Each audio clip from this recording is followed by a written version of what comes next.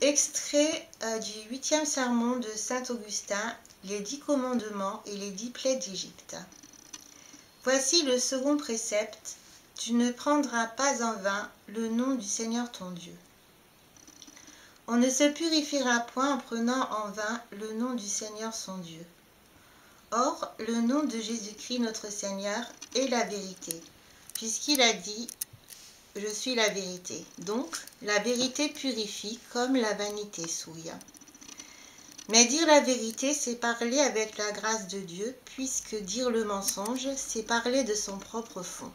De plus, dire la vérité, c'est parler raisonnablement. Et parler en vain, c'est plutôt faire du bruit que parler. D'où il suit que l'amour de la vérité est l'objet du second précepte et que l'amour de la vanité est défendu par lui. Comme la vanité ne fait qu'un vain bruit, voyez avec quelle convenance la seconde plaie est opposée au second précepte.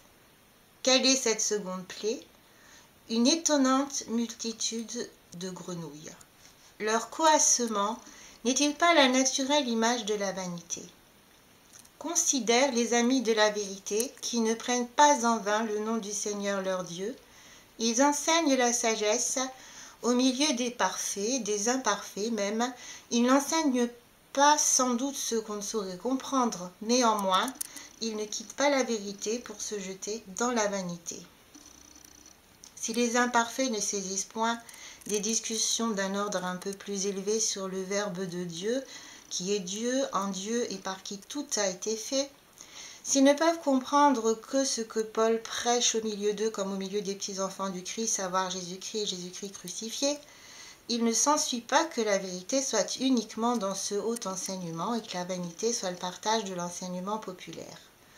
Or, ce dernier serait vain si nous disions que le Christ n'est pas mort en réalité, mais en apparence, que ses blessures n'étaient que des simulacres, qu'il n'a point répandu véritablement son sang, mais fait semblant de le répandre, et que ses blessures, ayant été de fausses blessures, il n'a montré que de fausses cicatrices. En assurant toutes ces vérités, nous assurons des faits. Nous croyons, nous prêchons qu'ils sont certains et réellement accomplis, et en parlant de cette sublime et immuable vérité, nous ne tombons point dans la vanité.